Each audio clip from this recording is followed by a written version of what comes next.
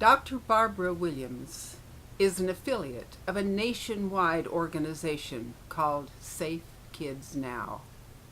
She is best known for her dedication working in the inner cities where crime is high, need is high, and assistance is low. She motivates people to band together, to stand together, and to find strength together. Please welcome Dr. Barbra Williams. First, I want to say thank you for attending this particular workshop. My name is Dr. Barbra Williams. Our problem today is not foreign affairs or national economy. It's a problem in our homes. God will hold divorced and preoccupied parents responsible for the vagaries of the world today. Some of us have to become now surrogate grandparents. Yes. We need to be able to be that person that's going to be able to pass along the information that they need. And in the scripture, it talks to us about generations and how important generations was. Over in the book of Judges, it said, Judges actually 2 and 10, it says, after a while the people of Joshua's generation died, and the next generation did not know the Lord or any of the things he had done for Israel. All right. Isn't that amazing? Yeah. During Joshua's time, there was rest, there was peace, there was some wars and things, but after he died, the young people didn't know what to do. Now, we would say, Joshua of all people? Well, yes. He was good, but evidently they failed to pass the information along. That's what the scripture says. Psalm 78:1 says, my friend, I beg you to listen as I teach. I will give instruction and explain the mysteries of what happened long ago. These are things we learned from our ancestors, and we will tell them to the next generation. Next generation. We won't keep secrets and glorious deeds and the mighty miracles of the Lord. 6 says, so the next generation might know them, even the children not yet born. So when we educate the generation under us, they're then equipped to educate who? The next generation. And then they're educated to equip them. So intergenerational ministry is important. It's mandated by the scripture for us to interact with them. So it's not about they don't want to hear. Doesn't matter if they don't want to hear. We're told to tell them. Amen. Our job is to tell them. And so it says the next generation might know, and even the children not yet born, that they in turn might teach their children. So each generation can set its hope anew on God, remembering his glorious miracles and obeying his commands. That's found in Psalm 71:8-7. When we talk about generations, now let's just go back, and I said when we talked about generations before, generations in the Bible was 33 and a third years, but generations began to shorten. And on the back of yours, let's find out how many generations we have here. See the chart there? It says, here we must talk about the generation gap. The first group of people that we're going to deal with, and just going back just a few generations, was born between 1901 and 1945. Yeah. They're called the OGs. Now, when your kids call you an OG, and in some areas it means an old gangster. And so when I do this with my young people and I say, oh, these are the OGs, they go like, he's an old gangster? And then my older generation talk about, we were not gangsters. I said, but just for this setting, let's be OGs, okay? All it means is what? Older generation. But when the young folks call you an OG, they're calling you an old what? Gangster. All right. My grandkids call it an old geezer. Oh, no. I got it right now. Old geezer. Old fogey. Oh, no, that'd be an OG. OG. Okay. How many in here were born between 1901 and 1945? Anybody want to raise their hand? Hey, thank you. We got some OGs in the house.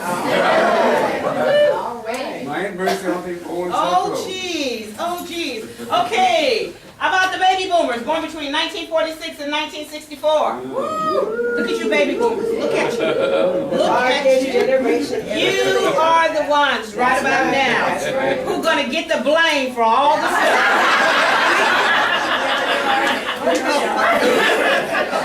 Yes, you are. I saw you raise your hand. How about Generation X? Please. Thank you. Generation X. X is in the house. Please give them a hand.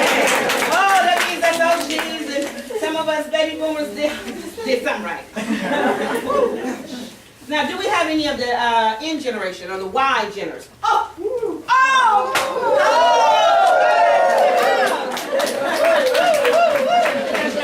How about the millennial generation? Yes! Stand up! Stand up! Stand up!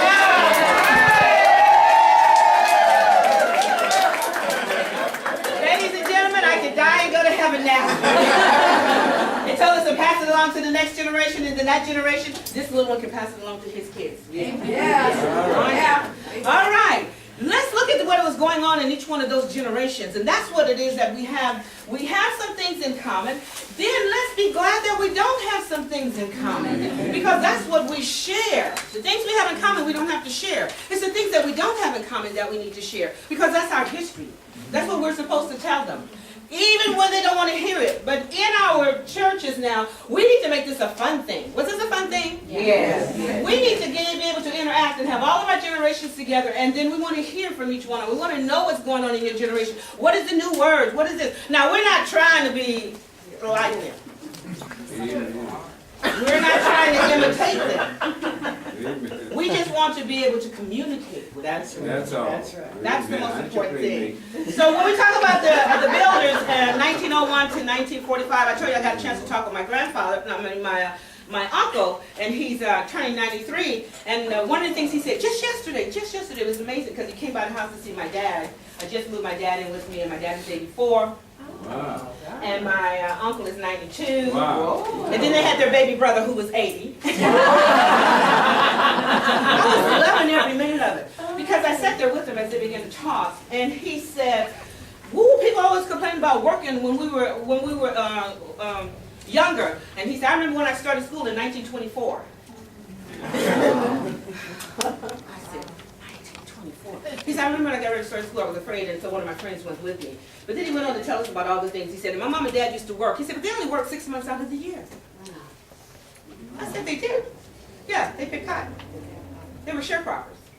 They spent the first part of the year planting. First, he said, tilling the ground, planting the seed, and then picking the cotton. Then we got ready for the winter, for the next 6 months. So we worked 6 months, and we were off 6 months. He said, "I don't know where you can find a better job." I got that yesterday. I said to myself, really? I didn't know that. Then he went on to talk about how his dad had to go buy 100 pounds of this and 100 pounds of that and stack it up. I say, and there was no refrigeration. He said, "Oh no, there wasn't even no lights, girl." Come on, that's that generation there. Yeah. So we learn every day, and we had a good conversation as I sat there listening. And I said, wow, the same thing with us in our churches. We're going to have to listen to the older ones. The OGs, the old geezers, the old geezers and the old generation and OGs, they have something to pass along. Look what was the most important thing in their generation. It was a radio. I also have one of my leaders who's turning 96, 94? 94. And when we did this session once before, and we all sat around, and he was saying, "Oh, I want to share a story." He says, when we were little kids, and he was born, and he's in this generation, he's 94 this year. He said, there was a man, our neighbor, way across the field. We could see him. He was building something. He kept building and building. And we ran down as kids, and we told our dad, "He's building this metal thing. It's just going all the way up into the air." He said, we didn't know what it was. It turned out to be an antenna. And he had a radio, and he was going to be able to hear all the way from New York City down south. It was a big thing because he was the first one in the whole city to have a what? Radio. A radio. So that was a big thing during that time, and the Great Depression and World War II. So he began to tell the stories, and the kids were going like, a radio? How many of our kids listen to radio today? No, I said radio. There was no radio. Radio. I'm talking about radio. Your kids don't. How many have a radio in their house? How many of your kids have a radio? All right. When you talk about broadcasting and putting something on the radio for the children and young people, you've already lost them. So the commercials on the radio are not for who? That's exactly right. Baby boomers, born between 1946 and 1964. The big thing for our household was a television. How many had televisions when they were younger? Black and white? Black and white. How many channels? Two. What time did they go off? Midnight. How many got a color TV eventually? We had the first one in our neighborhood, and everybody came down to our house to watch the TV, and all the color on there was blue, yellow, and green. Was your TV like that? Yes. Oh, I thought maybe I was just. That was a big thing for us as baby boomers. The Cold War, civil rights movement. Yeah, Black Power, down, oh, I'm freedom. How many were part of the civil rights movement? I was in part. All right. That's our generation. That was a big thing that was going on with the baby boomers. And the sexual revolution. Let me tell you this real quick because my time is getting away. When we ask ourselves about this generation here, why they are so obsessed with sex and they are free to have and do whatever they want or whatever they want, because our song was, it's my thing. I can do what I want. And you can't tell me. Then we had the communes. Then we had Woodstock. Woodstock, come on. It was free what? Love everywhere. We got that concept. It was anti-establishment, anti-church, say everything. We tore it down. Yes, that's right. And our children picked it up. They don't believe in anything, don't trust nobody, because I can do whatever I want to do. And you want to get mad with them. But we taught them that very well, didn't we? Yeah, you're right. To be your own individual. Yes. To think the way you want to think. Yeah. Do whatever you want to do. That's when I say, you baby boomers, we dropped the ball. Yeah, you're right. We had Vietnam War. We had space exploration. Who remembers the first spaceship? Oh, yeah. Who remembers the Sputnik? I was a teenager at that time. That's your era. That's what I'm talking about. We're talking about the teenage, the generation. That's exactly right. Now, our children became Generation X, the Xers. They were the next generation. They were coming after us. They had Watergate. Yeah. But now, this is when this era came in. See that word, me generation? The word meism was coined. Yes. I'd never seen it before, meism, because it's all about me. Is that the way our generation, our young people are today? Yes. So can we look at them in isolation? No. No. They didn't get there by themselves. No. So we have to realize that sometimes some of the things that we're dealing with, we brought up on ourselves. And we have to say, wow, how did this happen? This is how it happened. So they were that's when AIDS. Now, do anybody have any problem with AIDS coming in now since we got free love, free sex, it's my thing, I can do whatever I want to do? Yes. Yes. Did we know anything about AIDS in those other two generations? No. Now we are experiencing it in these generations, Yeah. but that's not where we found it and it became prevalent. It's right here. Right. How about MTV? Anybody remember MTV? Yeah. Raise your hand, MTVers. Oh, then you were watching all that stuff. You can see almost anything on TV, is that right? My son. Yeah. And we used to think that was bad. We wish we could go back to MTV, don't we? How many like to go back to MTV? No. Oh, okay. How about personal computers? Oh, Lord. mercy. Personal. How many in here have a computer in their house? I have Who doesn't? And the question she said was what? I'm going back to school to learn. Back then, came in. So that's the reason this generation, the next generation, are called the netters. What? The netters. Internet. Oh, the internet. Yeah, they're called the netters. Because they grew up with what? Computers and what? Internet. And we just had computers at first. We didn't have internet. Now we got internet. So they're so computer savvy. They don't know anything about a radio. They don't know anything about any of that. Because all of their information comes across the what? Internet. Across the internet. Then you talk about that. They were also called the Generation Y. And they had the end of the Cold War. There's the internet. That's when it came in their generation. Domestic terrorism. We were dealing with terrorism, and they were dealing with what kind of terrorism? Domestic. That's mean in your house, in your face terrorism. Wasn't across the seas. Domestic violence. No, terrorism. We had the bombings in Oklahoma and all of those things. That's domestic terrorism on your own ground. My OGs didn't know anything about that. Is that right? We didn't have domestic terrorism in our own houses. No. We didn't have people trying to bomb us in our own country when the OGs were here. That's right. You're right. Neither in the baby boomers. We were going out to go to war, right? That's right. They were war babies. Isn't that what we are? Yes. Yes. you're right. That's what we were. We weren't going to war in our own country. You're right. So when I say we've been exposed to various things, we need to share this with our youngsters to tell them we used to fight over there, but not only are we fighting over there, we're now fighting where? Here. Right here on our own grounds. Let's talk about it. A booming economy is what they had. Now the millennial generation, where's my millennial?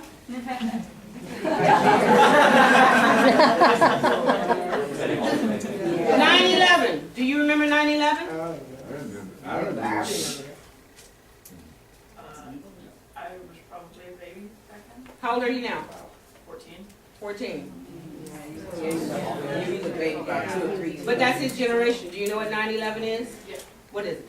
It's the Twin Towers getting destroyed by terrorists. That's all I need to know. That's his generation. See, he's not going to know anything about World War I, World War II, the Vietnam War. None of those wars. He's only going to know about the Twin Towers. That's his generation. After that, they felt uneasy. I know we were talking about us, but they felt uneasy because that's their terrorism right there in their own home, on their own turf. That's what they experienced. Now we can bring it on down to, let's get to these little millennials today. Our generation, our youngsters have, what is it? Chronic fatigue syndrome. Yeah. And then they have what is it? Stress. Because they live in war zones, right? That's in right. their own communities. That's right. You want to know why they're all hyper, why they've got this, and why they don't trust anybody? Because that's what they're exposed to. Now, how many were exposed to that when they were baby boomers? Not a one of us. We went outside, and when the lights came on, we ran home. That's right. You're right. But also too, like a lot of their parents were doing drugs and stuff. Exactly. They were pregnant and stuff, and too, where when we were born, mothers were eating healthy. They That's wouldn't right. think about Exactly. smoking or drinking. So you got people using crack and doing all that other stuff, and you wonder why these kids are got all that in them. So don't say to them, they ought to know better. Yeah, they don't. Why don't somebody tell them? Why do they do the things they do?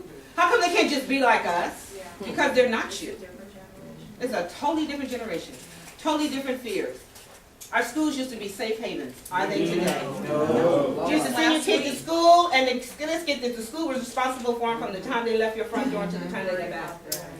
Are they safe havens now? No. So when we talk about what's going on in our generations, we have to minister to their needs. And their needs are greater than ours. We need more therapists, we need more counselors, we need more places of safe havens. We need, when they come into our midst and our congregations, to find out what's going on with them. Have they had meals? Do they have unwanted pregnancies? Are they on drugs? Are they stressing at school? Are they being bullied? Are they being pulled out and numbered? Or whatever's going on, when they come into our midst, we need to know so we can say minister. That's what ministry is all about.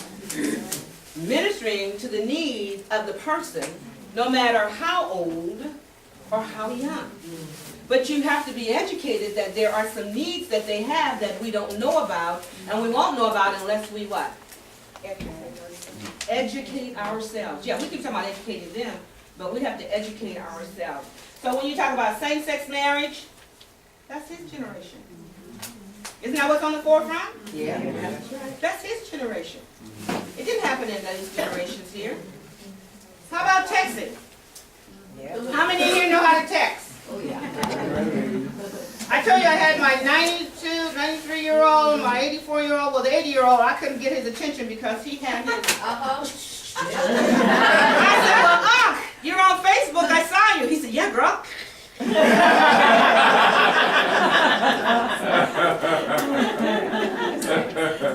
And he's a pastor, and that's where all his members are. Oh, okay.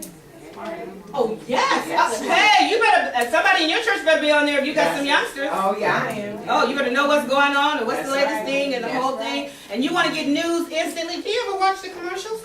You know who's more in tune to the next generation? It's commercials. Yeah. Oh, that's 42 seconds ago. Yeah. Oh, that's 49 seconds ago. And how far behind are we?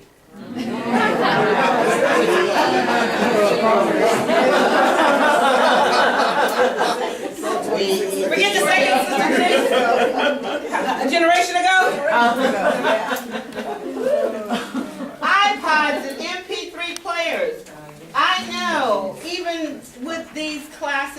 here, I bet we can get MP3s downloads now. Yeah. Can we? Yes. Oh, they better give them to us, otherwise some of us won't get them. And my young people definitely would get them, because how many got CDs? How many got an 8-track still in their house?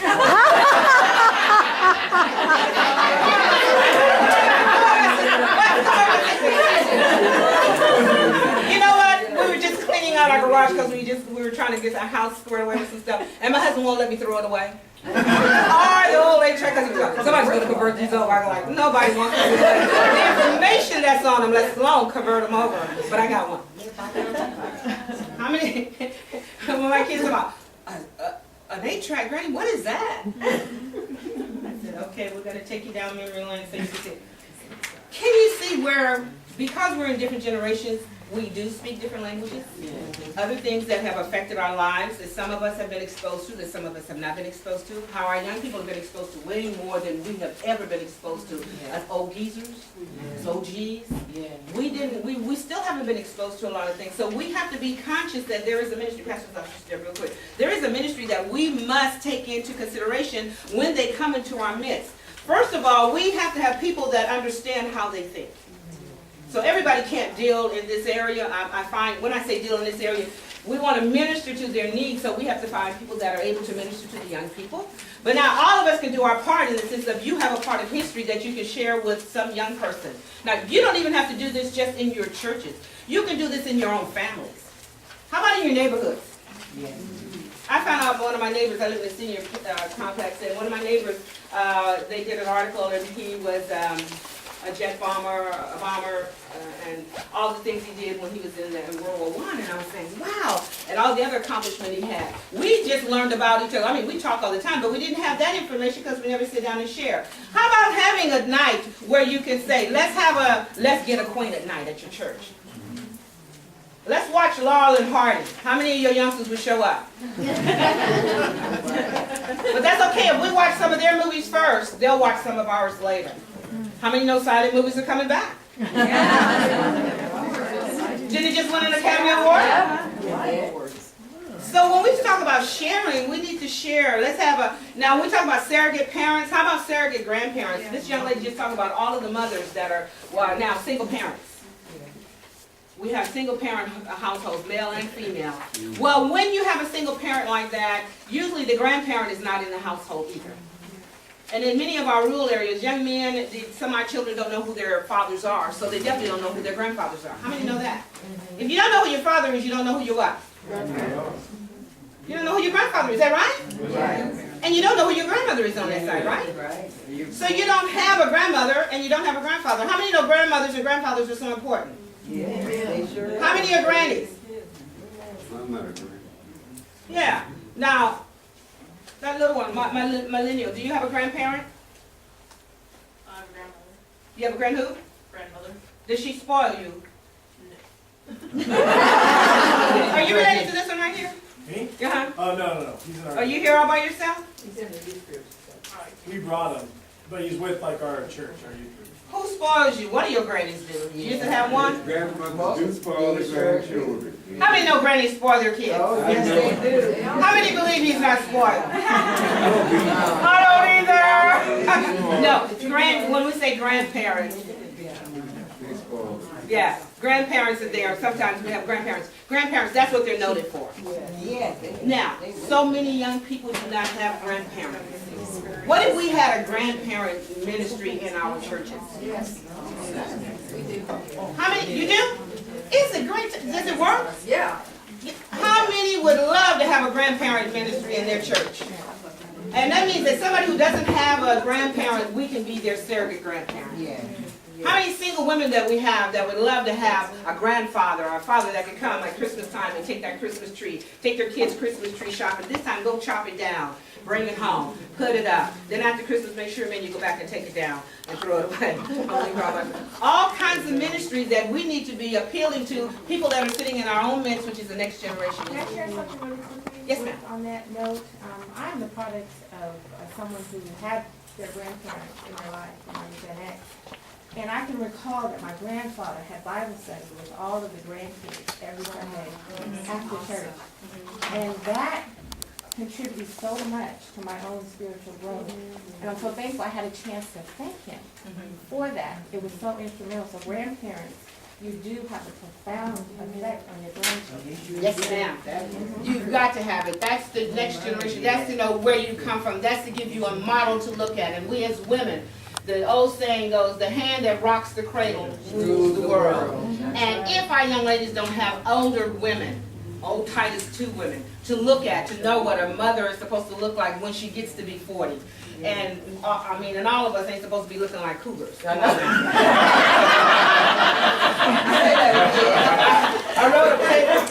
wrote a paper once. I had to do a thesis paper, and it talked about who's taking your place. Because once you're out of place, when the grandparents are out of place, somebody or something is taking their place. Whether it be the television that's going to tell of their history, or it's going to be the movies, or whatever the music they're listening to that's going to define who they are, then we are missing the mark when we're not there to say, this is the next step for you as a man, as a woman, as a grand, as an older person that I want to be mentored to. Programs like Dr. Barbara teaches and shares throughout various communities are powerful. They can be activated anywhere by anyone. Log on to Safe Kids Now and find the information you need to create safety, unity, and control in your own neighborhood. Thank you for joining us.